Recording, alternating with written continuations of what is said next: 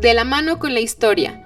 Un paseo por nuestro pasado, hechos, personajes y lugares que forman parte de nuestra identidad.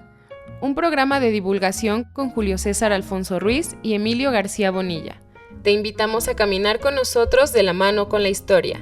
Una producción de Teciutlán FM 90.9 Set Radio, donde Puebla se escucha.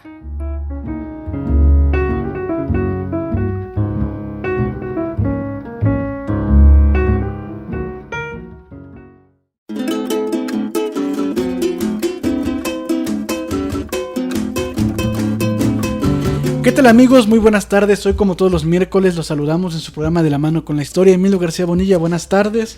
Hola, Julio César Alfonso Ruiz, amigos y amigas. Como siempre, un gusto estar nuevamente con todos ustedes, como todos los miércoles de 6 a 7 de la tarde, en este programa De la mano con la historia, que transmitimos desde el Sistema Estatal de Telecomunicaciones, Set Radio, XHTZ del 90.9 Teciutlán FM, donde Puebla se escucha, desde la antigua estación del ferrocarril de Teciutlán.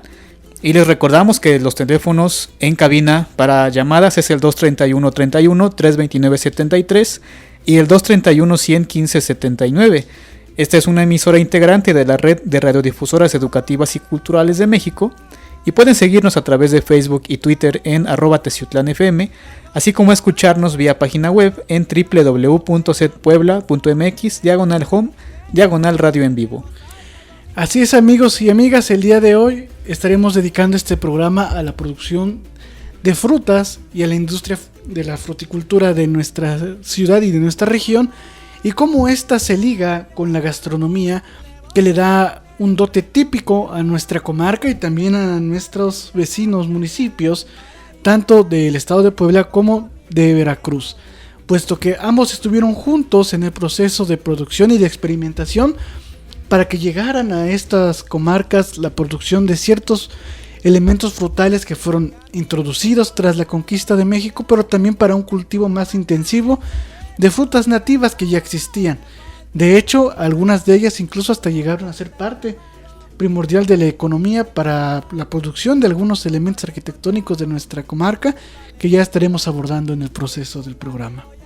Así es, amigos y amigas, pues sin duda el día de hoy abordaremos un tema conocido para todos, porque pues todos los días tenemos la costumbre de comer, a veces hasta 3 veces al día.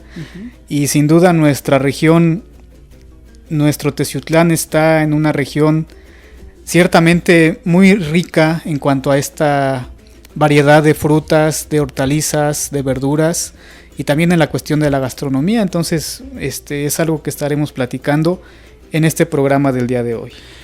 Así es, amigos y amigas, recordemos que los primeros apuntes que existen en torno a la producción de frutas de nuestra región se deben al Códice Mendocino, en donde se menciona, por ejemplo, en el caso de Tlatlauquitepec, que una variante del nombre significaba lugar de mameyes, porque el mamey se producía en las partes bajas, en las zonas cálidas, y se subía, pero había un toponimio que Peñafiel años más tarde trataría de traducir, y decía que era como tomate de árbol.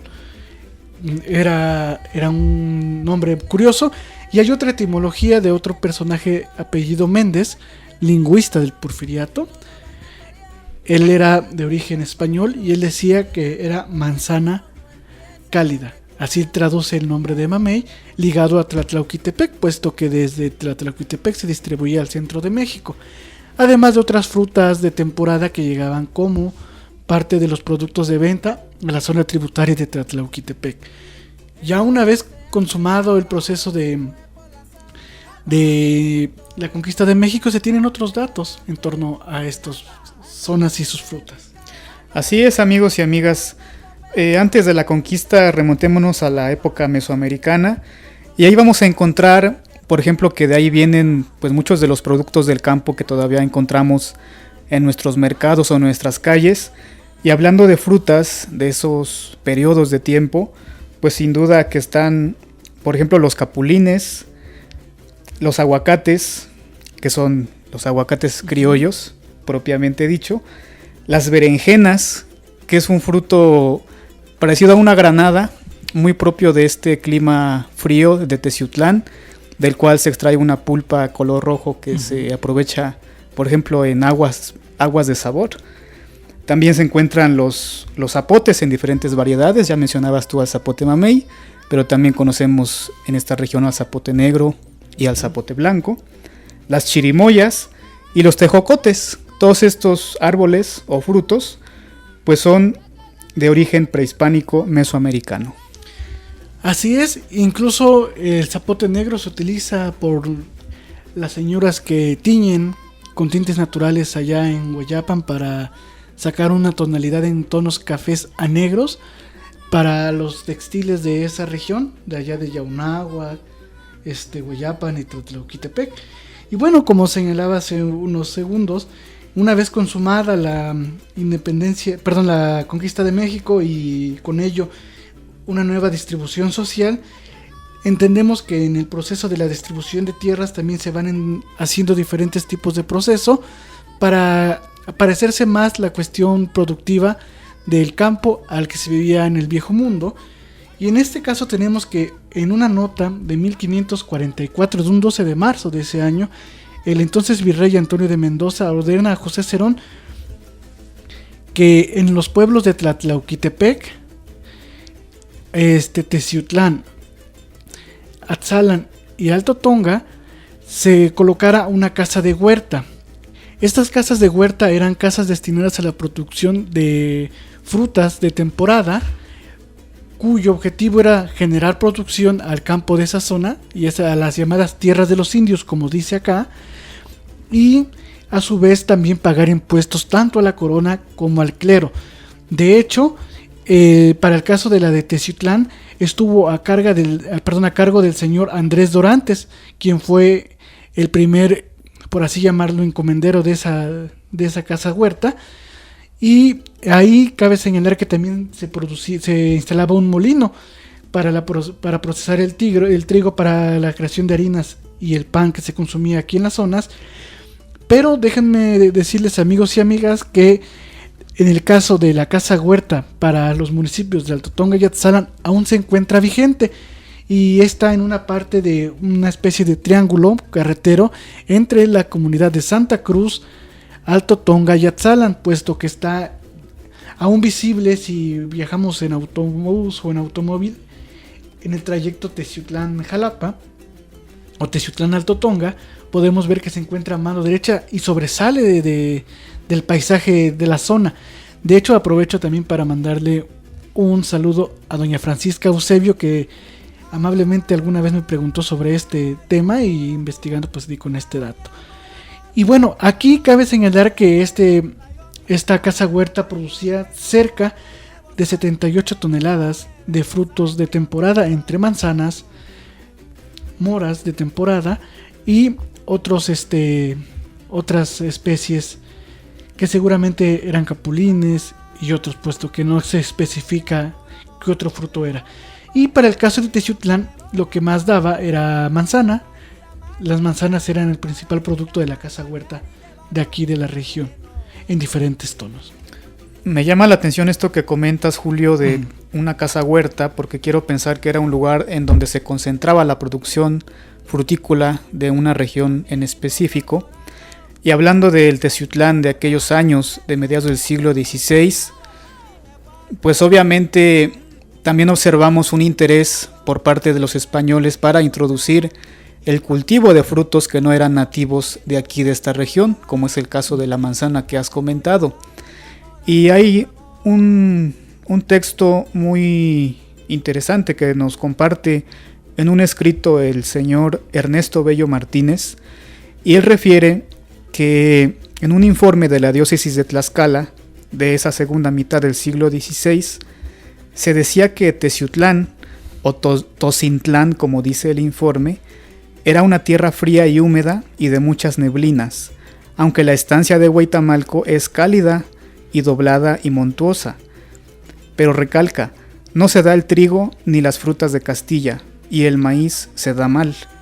Desde luego que este informe nos dice que hubo un tiempo en el que pues no se producían estas frutas aquí en la región, pero como bien mencionas, al establecerse estas casas huertas, comienzan ya a introducirse estos cultivos frutales. Y seguramente este documento que señala Ernesto Bello Martínez tiene que ver con la visita del entonces obispo de Tlaxcala, Alonso de la Mota, quien además, como señalaba en otro programa, pasó verificando desde Chalchicomula de Sesma o Ciudad Cerdán hasta lo que hoy es Teciutlán.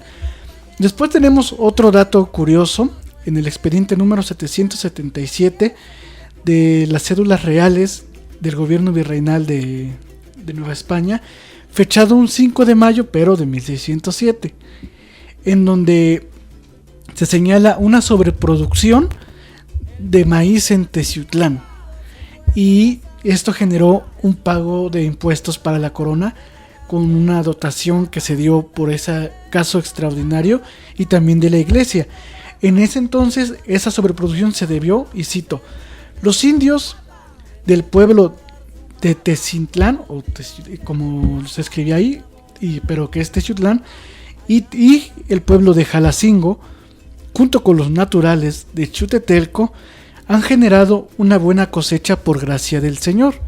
Por ello se ha visto a bien el cobro del 25% más del impuesto para su majestad el rey y para el clero de nuestro Señor, al cual han visto bien los indios sin generar objeción y también sin caer en violentos encuentros para discutir este pago de impuestos. Con ello, además, también se generan el pago de tributos atrasados. Y bueno, como lo podemos ver con esta pequeña cita de este documento, podemos ver que como hasta la fecha ha habido temporadas buenas y temporadas malas para la producción de bienes frutícolas y también de bienes agrícolas. Y esto tiene que ver mucho porque también en ese año hubo una sobreproducción de frutos de temporada que también generó un sobreimpuesto hacia esos productos.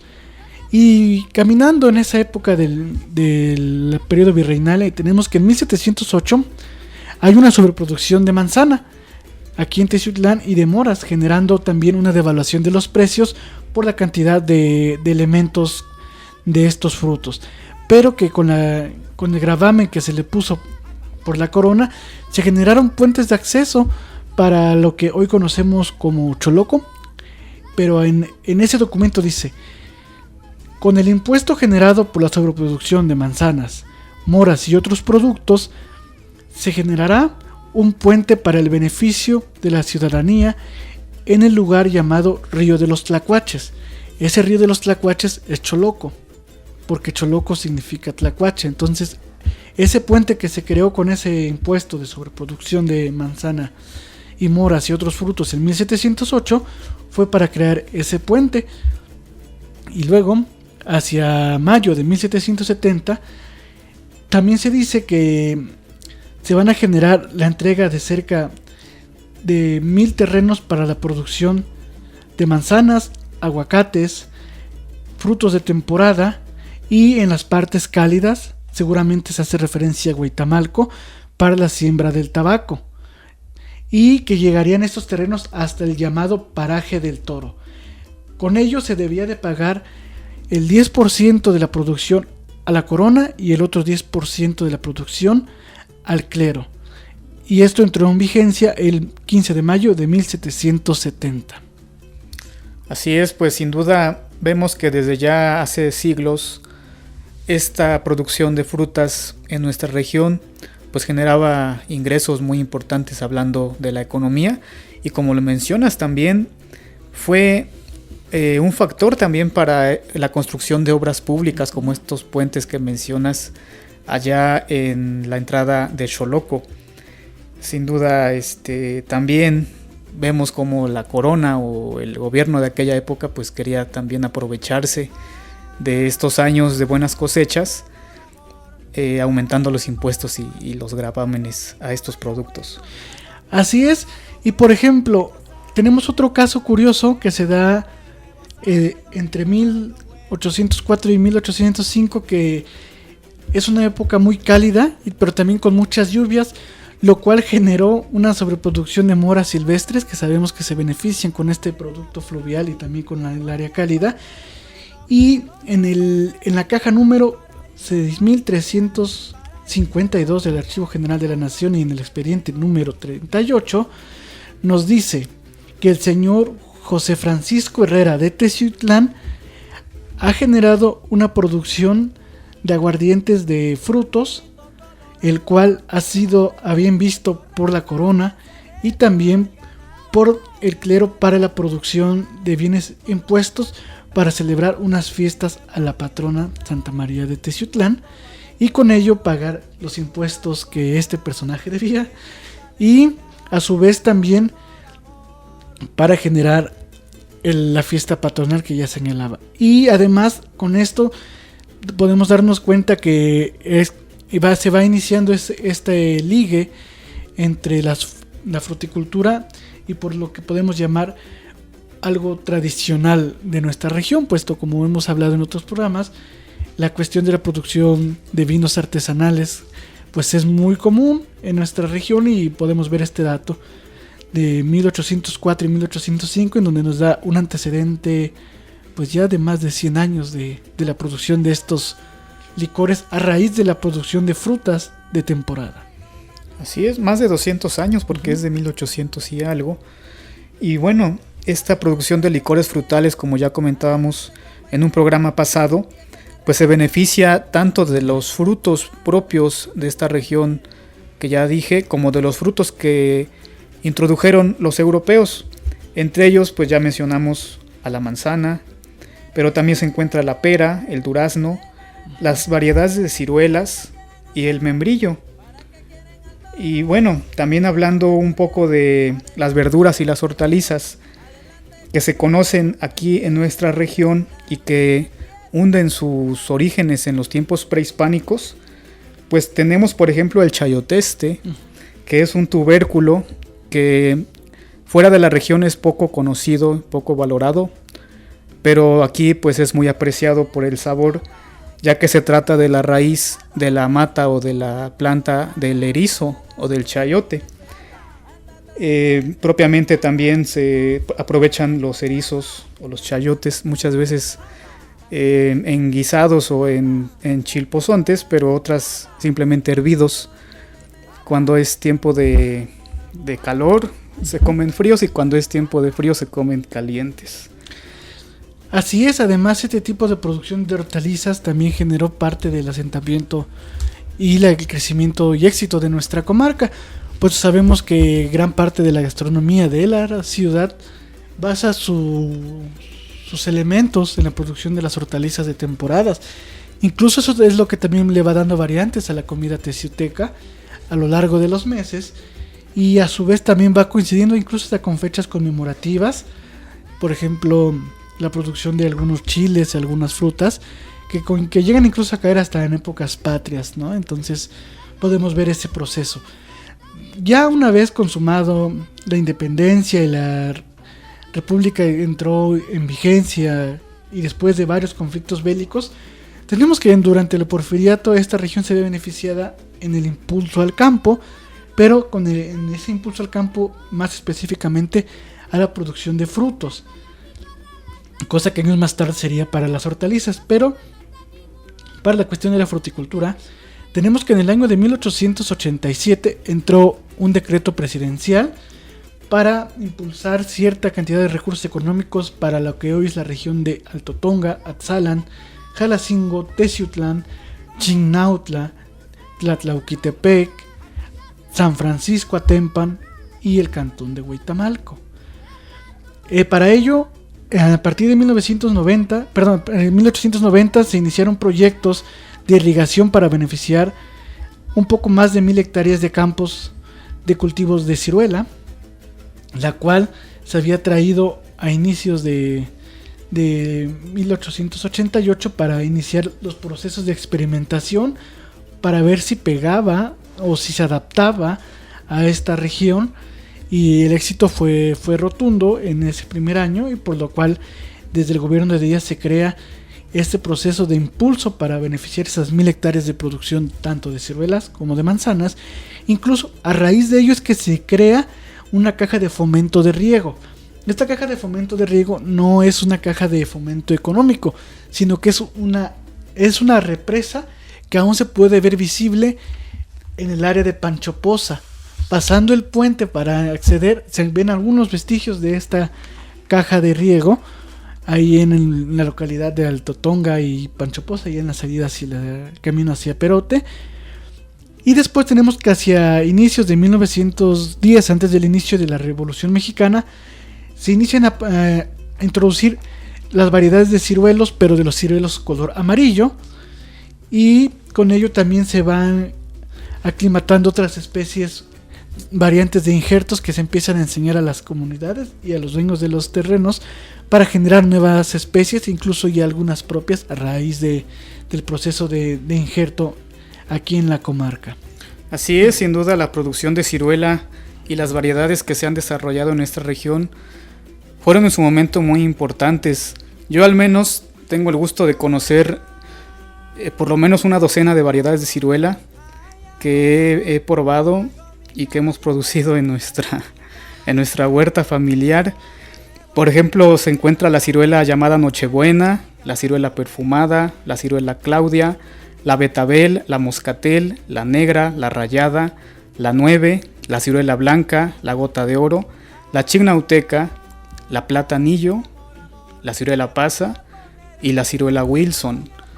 Y vaya, el licenciado Ernesto Bello Martínez, en el texto titulado Un benefactor de Teciutlán, él hace el reconocimiento a don Antonio Audirac por esta introducción de muchas de estas variedades de ciruelas, porque él menciona que a principios del siglo XX, por ahí por el año 1900, fue este profesor quien introdujo no solamente injertos de ciruela, sino también otras especies de fruta como manzanos, duraznos, castaños, chabacanos y perales.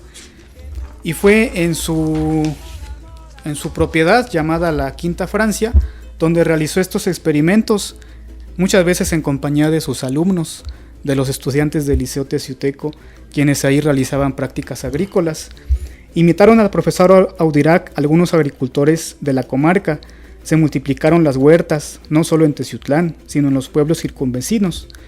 Y hoy, él habla en el año 1940, dice que en ese tiempo ya se exportaban de la Sierra Poblana y Veracruzana anualmente para los principales mercados de la República y algunos del exterior, frutas diversas, principalmente ciruela y manzana, por más de $500,000 de pesos. En la época de la cosecha, recuerda Ernesto Bello Martínez, que es de junio a septiembre, hay trabajo en la recolección y envase de las frutas, y muchos pequeños propietarios, hasta los que solo poseen unos cuantos árboles, tienen algo que vender y con qué ayudar su economía doméstica, lo que antes era imposible, pues la siembra de maíz y frijol, rutinaria y miserable, formaba el medio único de subsistencia. Y además hay que mencionar que este auge de la producción frutícola, particularmente de la ciruela, también fomentó que se establecieran algunas industrias pequeñas para la industrialización de estas frutas, ya fuera elaborando licores artesanales o también algunas conservas como mermeladas o como frutas en almíbar. Vaya que lamentablemente es algo que se fue perdiendo con el tiempo. Así es, la producción de frutas en sus diversas presentaciones, como ya bien señalas, Emilio, y esa distribución a varias partes de la República, incluso hasta son puestos en documentos literarios, como el caso del libro de Hombres de Buenas Costumbres, en donde señala por ahí en la página 134 una anécdota sobre los frutos de Teciutlán que son encargados por la esposa del personaje principal de esa trama, que se llevaran desde esta tierra hasta Guanajuato. No sabemos si en verdad hubiese llegado, pero es una anécdota muy curiosa que nos deja el escritor afamado Carlos Fuentes sobre la importancia de la fruta y de la economía frutal de nuestra región. Pero también debemos de recordar algunos de los censos como los que hechos por Porfirio Díaz en 1907, en donde habla sobre cerca de 30,000 toneladas de manzana, otras 15,000 toneladas de aguacate y otras cerca de 12,000 toneladas de maíz y otras 8 toneladas de otros frutos que salían de aquí de Teciutlán como producción neta en ese año de 1907. Entonces estamos hablando de que había una gran cantidad de tierras cultivables. Recordarás que en el programa cuando hablábamos sobre la agricultura, por ahí mencionaba yo un dato de cerca de 2,000 hectáreas de terrenos para la producción, dedicado a ya fuera a la producción de ciruelas, manzanas o también del maíz, que ahora pues ya no lo vemos ni siquiera en un 2% en la época actual. Pero además por esta producción también Teciutlán llevó los dotes de que sus ferias patronales fueran o de la ciruela o de la manzana, como ya también señalábamos en el primer programa de la mano con la historia ya hace algunos meses. Así es, y también las ferias cuando se presentaban, el primer mote que tenían era feria agrícola, después seguía ganadera, industrial, comercial, artesanal. Y vaya, tenemos el dato también de que pues el ferrocarril contribuyó mucho a esta transportación de todas estas frutas y producción agrícola a principios del siglo XX. Y tenemos que para el año 1928 se anuncia, por ejemplo, al señor Patricio Martínez de la quinta calle de Alatriste, número 1, que vendía árboles frutales finos por injerto. Su negocio era la huerta El Mirador. Él era cosechero de frutas finas en clases europeas. Sus conservas estaban premiadas con diploma en las ferias de Dallas y Houston, Texas, en el año de 1920. Vendía también jarabe de frutas y vinagres. Asimismo, tenemos que se anunciaba en 1928 también la huerta El Edén, productora en gran escala de las mejores ciruelas de la República, extensa variedad en clases y calidades, superior a cualquier otra extranjera por su fina presentación y exquisito gusto.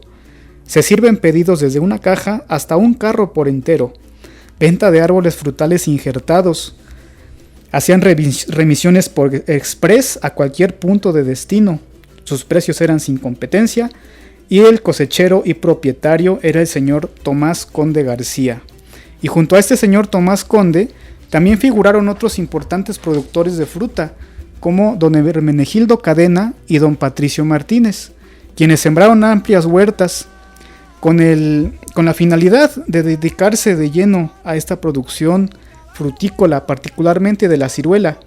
Pero por allí de los años 30 o 40 que se da este auge, pero posteriormente, al ser una fruta muy delicada, no pudieron resolver los problemas de su almacenamiento y transporte, y el costoso proyecto al final pues se fue diluyendo y se fue dejando de lado. Así es, amigos y amigas, les recordamos que de la mano con la historia se transmite a través del Sistema Estatal de Telecomunicaciones C Radio XHTZ del 90.9 Teciutlán FM, donde Puebla se escucha, teniendo como cabina de transmisión la antigua estación del ferrocarril en Avenida Hidalgo sin número, Colonia El Pinal. Les recordamos que se pueden comunicar con nosotros para dudas y sugerencias a los teléfonos 231-329-73 y mensajes solo vía WhatsApp al 231-1579. A su vez, les recordamos que esta es una emisora integrante de las redes radiodifusoras educativas y culturales de México y que nos pueden seguir a través de nuestras redes sociales en Facebook y Twitter como @teciutlanfm, aunado de escucharnos en nuestra página web en www.setpuebla.mx/home-radio en vivo, aunado de escuchar en vía diferida estos programas en Spotify. Así es, Emilio, y como bien señalabas, para nuestros amigos y amigas que nos hacen el favor de escucharnos esta tarde, sobre los diplomas otorgados en 1920 a varias producciones frutales de nuestra ciudad, también cabe señalar que en ese mismo año, el 20 de noviembre de 1920, vaya fecha, el entonces presidente de la Junta Municipal Provisional, llamado Francisco M. López, invita a todos los productores de frutas de la ciudad y también de bienes agrícolas a donar parte de los recursos económicos de su temporal de ese año para sufragar los gastos que está sufriendo el erario público, pues sabemos que en ese periodo es un momento de inestabilidad tanto de los poderes nacionales como estatales, y por ello acude la ciudadanía para que se sigan dando los servicios públicos a raíz del apoyo de los productores frutícolas y agricultores, incluso ganaderos, con lo que su voluntad estuviera a donar para la causa municipal. Señala, por ejemplo, también invitando expresamente a productores de frutas de calidad, y menciona uno que de hecho nos queda muy cerca, o algunos todavía tenemos en el recuerdo, a los frutales del Chalame, puesto que menciona al productor de frutas a un costado del río Chalame. El río Chalame, pues sabemos que existió cerca de las inmediaciones de lo que hoy es una importante tienda comercial aquí en Teciutlán, y que muchos de nosotros todavía nos tocó de niños, incluyendo a este servidor, pasar por el antiguo camino del tren hacia la minera y ver los frutos de ciruelas y de manzanas en esta parte de lo que hoy es la Mesilla y el Chalame. Así es, sin duda, ese ejemplo que tú recuerdas o que tú mencionas, pues es muy significativo y muy ilustrativo, porque nos damos cuenta cómo una huerta desaparece, una huerta frutícola desaparece para dar pie a una plaza comercial. Y eso pasó pues no solamente aquí en Teciutlán, sino también en otras partes de la región, que cambia de giro el suelo del que estamos hablando. Y bien, hablando de los años 20, encontramos en el año 1929 un periódico estudiantil un poquito pícaro, se llamaba El Pinolillo, y era elaborado por los alumnos del Liceo Teciuteco que practicaban la imprenta y las artes gráficas.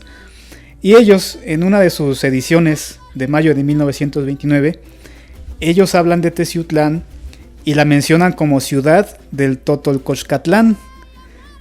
Esto es muy curioso porque también nos hace referencia a que para esos años los hongos Totolcoxca eran muy afamados y muy valorados. Todavía lo siguen siendo. Son unos hongos que se dan aproximadamente en el mes de noviembre, de color blanco, muy sabrosos, y que incluso en su momento también se llegó a pensar en procesarlos, en venderlos enlatados o enfrascados, pero también fue un proyecto que no funcionó, no fue más allá de las primeras producciones, porque quizás pues no se produce este hongo de forma intensiva. Estos hongos, también otras variedades de hongos que se dan aquí en la región, como el chopiza o el censo o el llamado Xochitlanácatl, que quiere decir flor de carne, pues son hongos silvestres que se dan en los montes, en los bosques, particularmente en temporada húmeda de lluvias. Surgen por sí solos, no es necesario sembrarlos, solamente se recogen, pero para una producción industrial quizás la cantidad de hongos que se recolectan no era suficiente para procesarlos. Así es, y recordemos también que durante este proceso de los hongos, y en nuestra región se exporta gran cantidad de especies principalmente hacia los valles y hacia las zonas cálidas, porque pues no es tan común por la cantidad de lluvia que necesitan.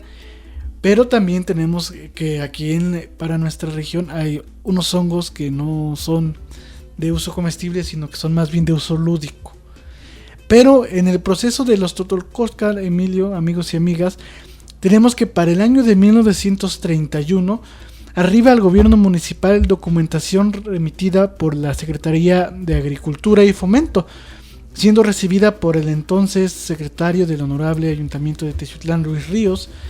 Para ello se solicitaba a la ciudad un inventario de frutos, hortalizas y producción agrícola local, y cómo ésta se transformaba en productos comestibles para incluirlos en el diario, en el almanaque de las recetas regionales de la República Mexicana, y este se distribuiría a todos los estados de la República. A su vez, estos platillos viajarían a la Feria Mundial de ese mismo año, que iba a ser celebrada en Estados Unidos, y Teciutlán remitió unas recetas basadas en los hongos Totolcoxca, el chile atole, a raíz del variante de frijol de gran tamaño llamado ayocote, aquí de Teciutlán, en donde menciona incluso que se tenía que combinar con productos derivados del maíz, los pintos, los chilaguates y un chilpozo de carne de cerdo. Y bueno, para ello se remitió en un oficio firmado y sellado por el entonces gobierno municipal, y de esta manera se puede observar que estos platillos son unos de los primeros en ser reconocidos como los tradicionales de nuestra ciudad. Cabe señalar que este documento aún existe físicamente en el Archivo General del Estado y en el General de la Nación. Incluso existe una copia de esta revista en el Archivo General del Estado. Pero hay algo bien curioso, Emilio y amigos y amigas que nos hacen el favor de escucharnos, que en este documento no aparecen los tlayoyos como algo típico. Empieza con estos hongos tultorcosca, el chilatole, los pintos y los chilaguates, pero ya posteriormente llegan los tlayoyos en otro documento. Así es, sin duda los tlayoyos son uno de los platillos que más se presentan como tradicionales de esta región, pero pues cabe señalar que hay más. Teciutlán no es solamente los tlayoyos. Y vaya, hablando también de gastronomía regional, estamos hablando de que no nos referimos únicamente al municipio de Teciutlán, sino que hablando culturalmente y gastronómicamente, formamos parte de una región más vasta, que incluye incluso algunos municipios de Veracruz y otros municipios más de la Sierra Norte del estado de Puebla. Y también, por ejemplo, dentro de los productos del campo tradicionales y que poco a poco se van perdiendo, lamentablemente, además de los hongos que ya mencioné y del chayoteste, también tenemos a la flor del izote, también conocidos como los palmitos, que son unos pétalos de unas flores blancas que justamente en este tiempo de primavera empiezan a surgir particularmente en los campos, porque todavía existen muchos terrenos en las partes periféricas del municipio y en las partes rurales, en donde los terrenos se demarcan o se limitan con izotes o con palmos. Y de ahí surgen estos palmitos, estos pétalos, que se cocinan ya sea con huevo o en chilpozo también. De hecho, la delimitación con este tipo de plantas para los terrenos tiene también que ver con la fertilización de los mismos, ya que permite que la vida útil del suelo sea mayor, y con ello se está aplicando, por así llamarlo, un fertilizante natural. Así es. Y también hace ratito mencionabas, Julio, a los ayocotes, que son unas leguminosas o frijoles de gran tamaño, digamos son frijoles gordos, pero también se encuentran las xaxanas y los acaletes. Son 3 variedades de este tipo de frijoles de nuestra región.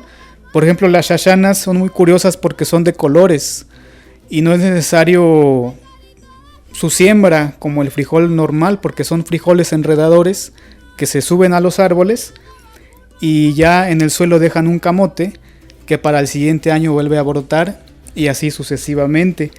También tenemos una gran variedad de quelites, también muchas veces poco aprovechados, como son los bauzontles, los guapabarrones y los quintoniles, muy ricos, por ejemplo, en cuanto a hierro.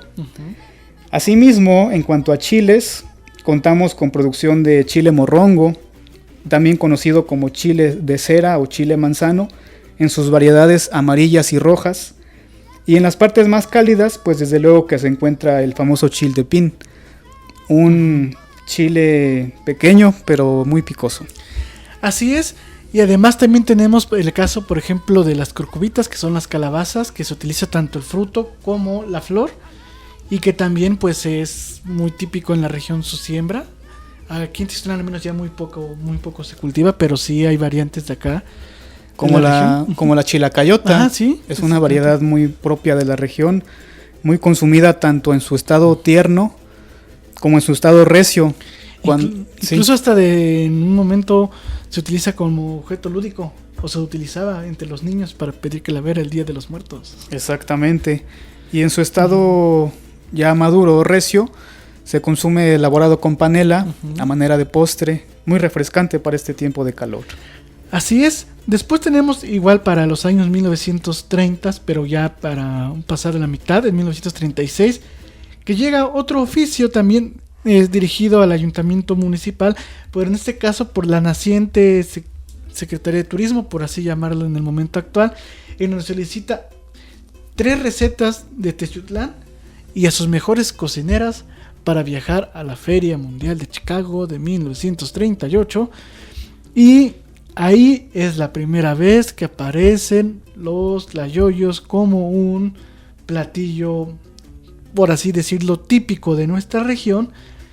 Y se llevan a las señoras de un puesto llamado Las Cármenes, que era el lugar más famoso de ese año, o más bien de esa época, donde se producían los tlayoyos. Y hay algo bien curioso. Dice la receta que no miden más de 7 centímetros, así que son pequeñitos los tlayoyos al menos de ese tiempo. Pero además también podemos ver entonces que señala nuevamente a Longo Totolcosca, pero que no envían a una cocinera ya este elemento gastronómico porque no estaba en existencia en las fechas de la feria, como ya bien señalábamos hace rato, que es uno de temporada, pero se envía a una señora que hacía atoles, principalmente el chole, que se lo llevan junto con los tlayoyos, y nuevamente van los pintos como algo típico de la comida de nuestra ciudad a esa feria mundial. Y también se incluye en el recetario e inventario gastronómico nacional promovido por esa Secretaría de Turismo. Así es, ya en el programa pasado que hablábamos de la cultura del maíz en nuestra región, hablábamos del xole como una bebida sagrada, muy respetada todavía hasta la fecha y que se consume solamente en fechas muy especiales. Asimismo de los diferentes tamales propios como el pinto, los chilahuates, tú mencionabas el tamal de chícharos también.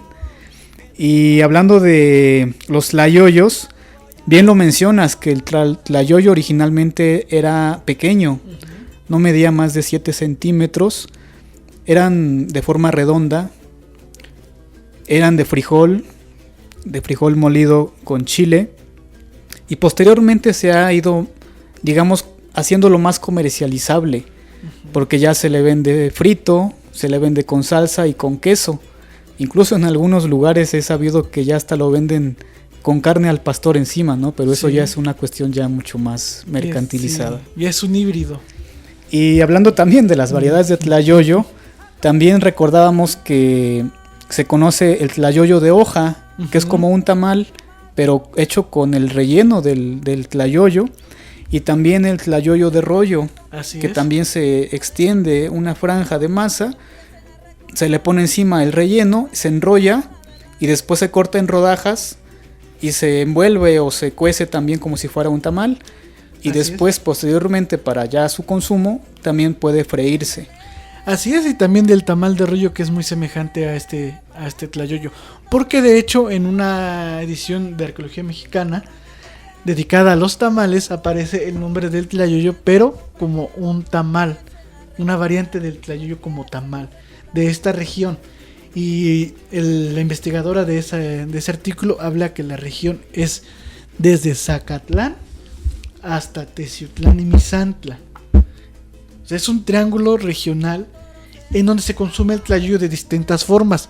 No es de un solo municipio como se nos ha querido hacer vender en tiempos reales a través del programa de Pueblos Mágicos. No, es un platillo regional con variantes en diseño, de tamaños y formas. Por ejemplo, en la región de Tela de Ocampo, Chignahuapan y Zacatlán, el tlayoyo es en forma de triángulo. Y ya las formas ovaladas son ya desde Cuetzalan hacia acá, que es donde se empieza a ver ya esa forma ovalada.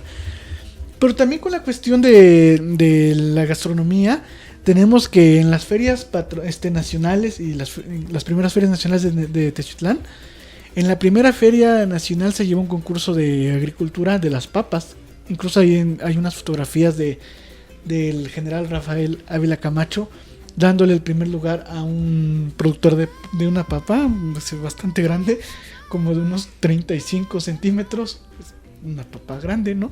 Entonces, hoy podemos ver que a raíz de ese concurso también es la reina de la feria se llevaba a su casa el primer lugar de ese concurso para que fuera consumido en su casa. Curioso ese dato. Y también vemos que la producción de de este tipo de productos, pues también se llevaba desde ya hace muchos años acá. Y bueno, hablando de antojitos, también cabe mencionar, por ejemplo, a los molotes, que son uno de los antojitos tradicionales de aquí de nuestra región, consistentes en unos rollos de masa que se fríen previamente habiendo sido rellenados, ya sea con queso, con papa, con pollo, con carne o sesos. Y también hay unos que yo la verdad no conozco, pero que menciona aquí en una de sus publicaciones el maestro Roberto Rico, que son los chisgotones. No sé si tú los conozcas. No. Bueno, si alguien nos escucha y los conoce, por favor, envíenos una fotografía vía WhatsApp. Seguramente es un antojito que ya no existe, que ya se perdió en el tiempo, lamentablemente. Y bueno, hablando también de la papa que mencionabas, pues también recalcar que nuestro pueblo mágico, nuestro municipio de Tlatlauquitepec, es el principal productor de papa en el estado de Puebla, lo cual es muy importante porque también nos da cuenta de un cultivo que se introduce posteriormente a la conquista española y que ha sido ya muy importante para la economía regional y de muchas familias. Y hablando también de estos galardones que se tienen, también por ejemplo tenemos al municipio de Martínez de la Torre, Veracruz, considerado como la capital mundial del cítrico, por toda esta producción que se tiene tanto de naranjas, de limones, toronjas y mandarinas. Así como también aprovecho para mencionar los productos de la tierra caliente que afortunadamente llegan muy frescos todavía a Teciutlán porque estamos cerca, como es el maracuyá, la variedad de mangos, de plátanos, de lichi, y un fruto que ya no se conoce pero que yo conocí en mi infancia, que era de tierra caliente, que era la pomarrosa, que eran como unas guayabas con un huesito adentro, muy dulces y olían y sabían a rosa. Lamentablemente también ya se están perdiendo. Así es.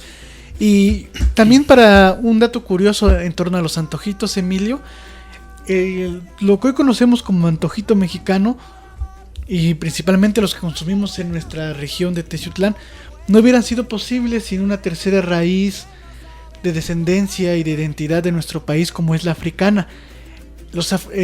África y los africanos y africanas que llegaron a nuestro país por diversas circunstancias, como ya las hemos hablado en otros programas, ellos traían la costumbre de freír la comida, ya fuera en manteca de animal o en aceite de palma. Entonces, al llegar ellos a México, empiezan a introducir estas costumbres y se empiezan a dar cuenta que se fusiona muy bien con los platillos de acá de nuestro país, y es así como surgen los antojitos mexicanos ya como tales, porque empieza esta fusión. Después tenemos que, por ejemplo, Emilio, en los años finales de los años 30, inicios de los 40, en Teciutlán se llamaba la Feria de la Ciruela. Y hablando de ferias, en nuestro vecino municipio de Libres ocurrió un dato y un hecho curioso. Resulta que en Libres es de los primeros lugares del Valle de Puebla donde se empiezan a introducir plantas para la producción de piñón. Y para celebrar la producción del primer año del piñón en la entonces llamada Villa de Libres, en 1946 se lleva a cabo una feria titular de los días 23 al 25 de ese año, en donde incluso hubo corridas de toros en la entonces Plaza de Toros de la Villa de Libres, ahora ya inexistente. Ahí podemos ver la importancia también de cómo lo que también señalaba Emilio en minutos pretéritos, cómo los productos le dan identidad a una comarca, y en ese año pues fue la feria titular dedicada al piñón en la Villa de Libres, en 1946, un junio de ese año.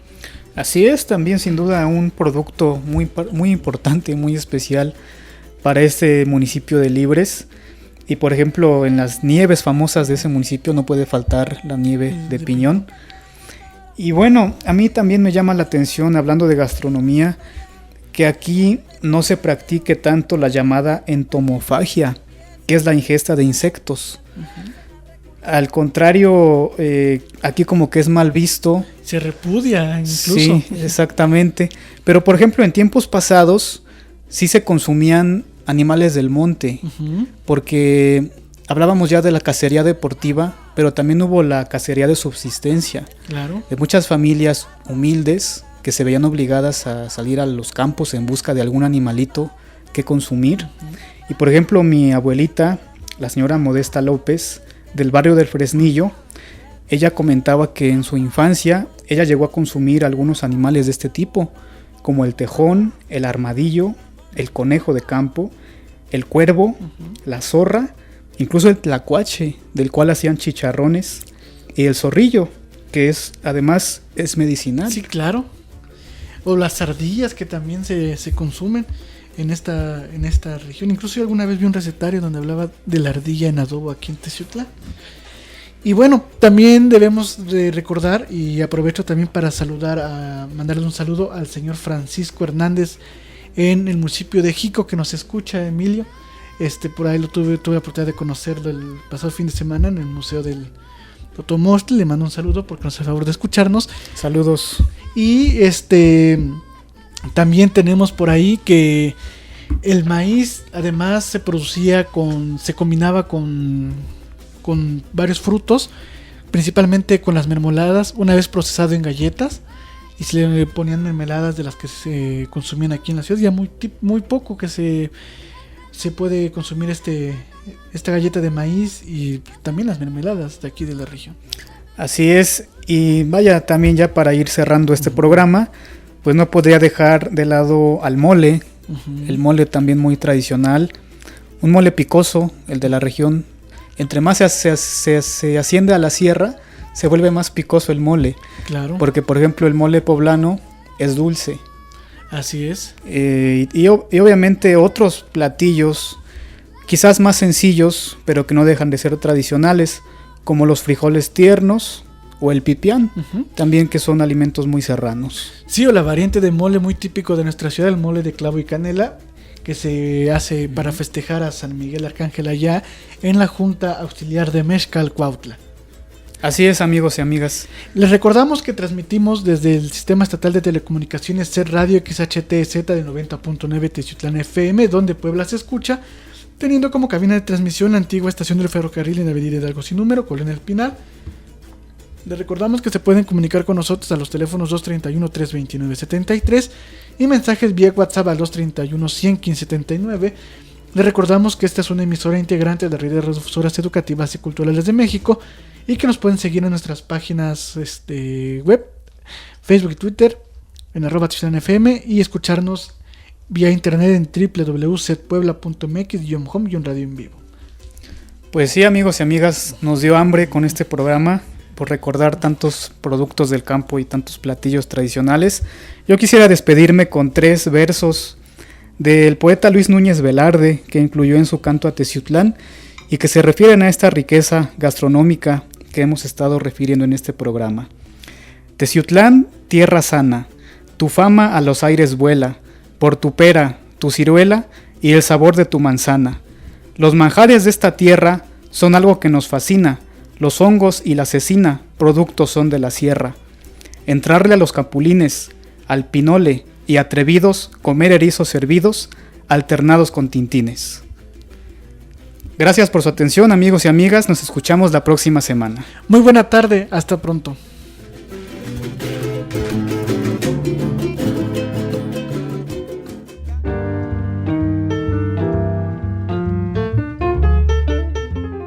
Paseando por la historia de esta región y estado, llegamos al final de esta edición. Nos escuchamos con libreta en mano el próximo miércoles para seguir caminando de la mano con la historia. Una producción de Teciutlán FM, 90.9 Set Radio, donde Puebla se escucha.